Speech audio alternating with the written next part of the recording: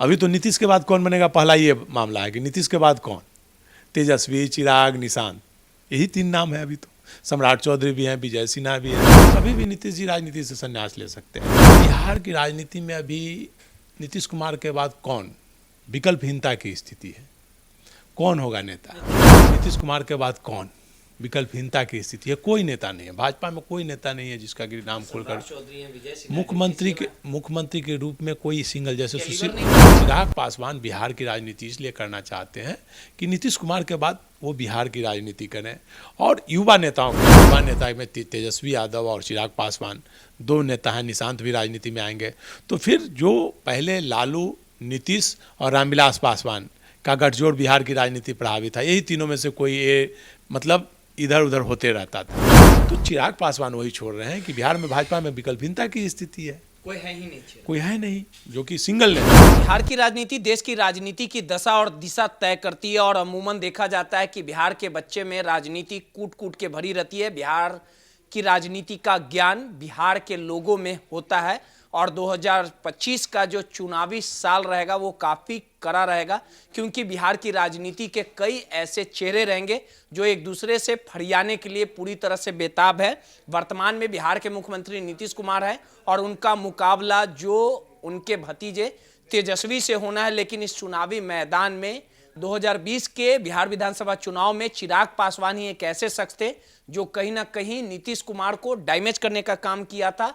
लेकिन अब चिराग नीतीश के साथ हैं, लेकिन विडंबना और सवाल उठना लाजमी है, क्योंकि बिहार की राजनीति में चिराग सक्रिय हो चुके हैं और चिराग ने सीधे तौर पे कहा है कि इस बार वो बिहार विधानसभा का चुनाव लड़ेंगे। आखिर इस पर्दे के पीछे क्या कुछ खेल है, क्यों केंद्रीय मंत्री रहते हुए चिराग बिहार की राजनीति करना चाहते हैं, बिहार विधानसभा का चुनाव लड़ना चाहते हैं। और कयास ये भी लगाए जा रहे हैं कि इस बार बिहार विधानसभा का चुनाव चिराग हाजीपुर, दानापुर या पटना के किसी बिहार विधानसभा सीट से लड़ सकते हैं।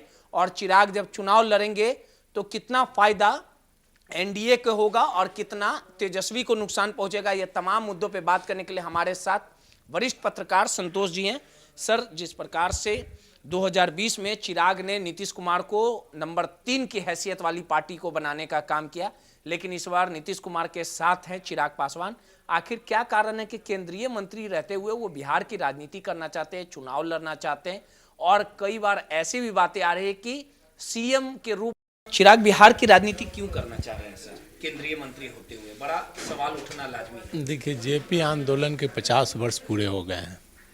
जेपी आंदोलन के बड़े नेता चिराग पासवान के पिता रामविलास पासवान, तेजस्वी यादव के पिता लालू प्रसाद यादव और निशांत के पिता नीतीश कुमार, तीनों की राजनीति अब अंतिम बेला में है, रिटायरमेंट के कगार पर। रामविलास पासवान तो स्वर्ग सिधार चुके हैं, लालू प्रसाद भी राजनीति से अब एक्टिव नहीं है, चुनाव लड़ नहीं सकते। एक नीतीश कुमार भी है, तो उनका भी स्वास्थ्य अब अंतिम पायदान पे है, स्वास्थ्य बेहतर नहीं है, कुछ बोलना कुछ बोल देते हैं। तो अब जो भी 77 आंदोलन के हैं उनका एरा अब समाप्त हो रहा है, अब उनके बेटों का एरा आ रहा है। तो बिहार की राजनीति में अभी नीतीश कुमार के बाद कौन, विकल्पहीनता की स्थिति है। कौन होगा नेता? चिराग, तेजस्वी तो हैं, तो तेजस्वी इंडिया गठबंधन के नेता हैं, आरजेडी के नेता हैं, लेकिन एनडीए में नीतीश कुमार के बाद कौन, विकल्पहीनता की स्थिति है। कोई नेता नहीं है, भाजपा में कोई नेता नहीं है जिसका कि नाम खोलकर मुख्यमंत्री के रूप में कोई सिंगल, जैसे सुशील मोदी पहले सिंगल नेता थे भाजपा के बिहार में। आज भाजपा में जो भी नेता है सब मुख्यमंत्री पद के उम्मीदवार हैं। कोई सिंगल नेता है जिनकी, एक कोई नेता ऐसा हो जिसकी चलती हो भाजपा में? कैलाशपति मिश्र के बाद सुशील मोदी थे, लेकिन अभी कोई नहीं है। एनडीए में नीतीश कुमार के बाद कोई नेता नहीं है, और इन लोगों में वो बात नहीं है, कोई नहीं, एनडीए में कोई नहीं। तो अब चिराग पासवान बिहार की राजनीति इसलिए करना चाहते हैं कि नीतीश कुमार के बाद वो बिहार की राजनीति करें और युवा नेताओं के चाहते हैं कि वो संभाल सकते हैं, वो कैलिबर है। निश्चित तौर पर युवा नेता में तेजस्वी यादव और चिराग पासवान 2 नेता हैं, निशांत भी राजनीति में आएंगे। तो फिर जो पहले लालू, नीतीश और रामविलास पासवान का गठजोड़ बिहार की राजनीति प्रभावित था, यही तीनों में से कोई मतलब इधर उधर होते रहता था। कभी रामविलास पासवान लालू प्रसाद के साथ जाते थे, कभी भाजपा के साथ जाते थे, कभी नीतीश कुमार लालू के पास साथ जाते थे, कभी भाजपा के साथ जाते थे। तो ये रणनीति फिर एक बार बिहार उनके बेटों के बीच होगी। तीनों नेताओं के पुत्र अब बिहार की राजनीति में एक्टिव हो रहे हैं। तो चिराग पासवान अब देख रहे हैं कि अभी अब चुनाव लड़ेंगे, 10 सीट भी आ जाएंगे तो फ्यूचर में मुख्यमंत्री पद के दावेदार रहेंगे। फ्यूचर प्लानिंग है जी, निश्चित तौर पर फ्यूचर प्लानिंग है कि नीतीश जी का स्वास्थ्य, कभी भी नीतीश जी राजनीति से संन्यास ले सकते हैं। तो देख रहे हैं उसके बाद एक रहेंगे, बिहार से चुनाव जीते रहेंगे, बिहार की राजनीति में एक्टिव रहेंगे तो मुख्यमंत्री पद के वही दावेदार रहेंगे। इसलिए वो एक्टिव होना चाहते हैं बिहार की राजनीति में। याद कीजिए 1995 में नीतीश कुमार लालू प्रसाद से अलग होकर पूरे बिहार में विधानसभा का चुनाव लड़े थे। उस समय बिहार झारखंड एक था, 325 सीट हुआ करती थी बिहार झारखंड में। 325 सीटों पर वो चुनाव लड़े थे समता पार्टी का गठन करके। अब नीतीश कुमार 325 या कितना पर लड़े थे, लेकिन टोटल बिहार झारखंड की सभी सीटों पर, लगभग कुछ सीटों पर नहीं लड़े होंगे लेकिन सभी सीटों पर चुनाव लड़े थे। और जीते कितने सीट थे? तो 7 मात्र सीट जीते थे, मात्र 7 सीट चुनाव जीते थे। उसके बाद एक बिहार में मुख्यमंत्री के रूप में प्रस्तुत हो गए थे। लालू प्रसाद के बाद विकल्पहीनता की स्थिति थी कि लालू प्रसाद के बाद कोई नेता ही नहीं है जो लालू का विकल्प बन सके। तो 7 सीट ही जीते, लेकिन लगा कि लेकिन वोट हर जगह आया, 10,000 5,000 हर विधानसभा में वोट आया। तो एक नेता के रूप में नीतीश कुमार उभरे। उसके बाद जब 2000 का चुनाव हुआ, 96 में भाजपा के साथ गठबंधन कर लिए, और जब 2000 का चुनाव हुआ तो भाजपा में कोई मुख्यमंत्री का चेहरा ही नहीं था। तो वाजपेयी जी ने नीतीश कुमार को मुख्यमंत्री के रूप में प्रोजेक्ट किया और नीतीश जी केंद्रीय मंत्रालय छोड़ के बिहार की राजनीति में आ गए। तो चिराग पासवान वही छोड़ रहे हैं कि बिहार में भाजपा में विकल्पहीनता की स्थिति है, कोई है ही नहीं, कोई है नहीं जो कि सिंगल नेता है। तो सम्राट चौधरी भी हैं, विजय सिन्हा भी हैं, लेकिन जो बात होना चाहिए, जो प्रदेश अध्यक्ष भी हैं, नित्यानंद राय हैं, मतलब लेकिन वो बात जो सब लोग मुख्यमंत्री पद के उम्मीदवार हैं। तो ऐसी स्थिति में चिराग पासवान देख रहे हैं कि बिल्ली के भागे छीका टूटे। लेकिन एक सवाल समझना चाहेंगे सर कि जिस प्रकार से तेजस्वी अपने आप को प्रूव कर चुके हैं एक नेता के तौर पे, बिहार में उन्होंने और देश में पहचान बनाई है, जो लालू की विरासत थी वो संभालने का काम किया। लेकिन नीतीश कुमार के बाद अगर नीतीश कुमार 2025 में चेहरा प्रोजेक्ट हो जाते, लेकिन कभी भी नीतीश की सेहत खराब हो सकती है और वो जो सीट, वो जो प्रताप रूढ़ी थे, बहुत चेहरा थे, लेकिन राय तो अभी भी हैं, क्यों नहीं स्वीकारा लेकिन अभी स्थिति ये हो गई है कि नित्यानंद राय को अब केंद्र की राजनीति में कर दिया गया, बिहार की राजनीति से दूर। अब बिहार में सम्राट चौधरी को आगे किया जा रहा है, विजय सिन्हा को आगे किया जा रहा है। आप देख रहे होंगे बात है, वो तेजस्वी वाला कैलिबर है। नहीं, देखिए कैलिबर की बात नहीं है, भाजपा जिसे चाहेगी वही मुख्यमंत्री बनेगा अगर सत्ता आती है तो। भाजपा पार्टी स्वीकार लेना, एक जनता का स्वीकारना, दोनों दो चीज है। देखिए बिहार में देखिए अगर होगा तो तेजस्वी, चिराग, नहीं, का भी अगर देखा जाए तो जनता की स्वीकारता तो नीतीश जी की भी नहीं है। 30 सीट है मात्र जीते हैं। जनता ने तो नीतीश जी को भी तीसरे स्थान पर ला दिया था, लेकिन मुख्यमंत्री तो है वो। सीट की बाजीगरी में भले ही नीतीश कम हो, लेकिन नहीं, जनता की लेवल में है। मुख्यमंत्री पद के उम्मीदवार हैं, मुख्यमंत्री हैं, लेकिन जनता की स्वीकारता इस बार कहाँ है? तीसरे नंबर की पार्टी है। जनता की स्वीकारता से देखा जाए तब तो तेजस्वी 1 नंबर की पार्टी है। चिराग अपने आप को आने वाले भविष्य के लिए निश्चित तौर पर चिराग पासवान अपना भविष्य देख रहे हैं। आने वाले समय में 25 नहीं 30 में मुख्यमंत्री बनना चाह रहे हैं कि 30 में अभी अगर हो सकता है अभी ही बन जाए, नहीं तो 30 का वो प्रोजेक्ट लेके चल रहे हैं कि अभी अगर तेजस्वी आते हैं तो 5 साल बाद फिर बदलाव की स्थिति। रास्ते पे तेजस्वी चिराग चल रहे हैं, वो देखिए सटीक है। नीतीश जी ने एक बात बहुत अच्छी कही थी जब 95 का चुनाव लड़ रहे थे और चुनाव हार गए तो मीटिंग हुई रही थी। तो मीटिंग में बोला कि लालू प्रसाद का इतना वोट बैंक है, लोग पागल हैं उनके पीछे, कैसे उनको हराया जाएगा, कोई दूर दूर तक कोई संभावना नहीं है। तो नीतीश जी ने बोला था कि जो उदय होता है उसका अंत होता है, हर चीज़ का एक पीक होता है, ऊपर जाने के बाद उसको नीचे आना ही होता है, टाइम लगता है। तो लालू प्रसाद के बाद है कौन बनने वाला है बता दो। तो हम लोग लगे रहेंगे तो हम ही ना बनेंगे, दूसरा कौन बनेगा।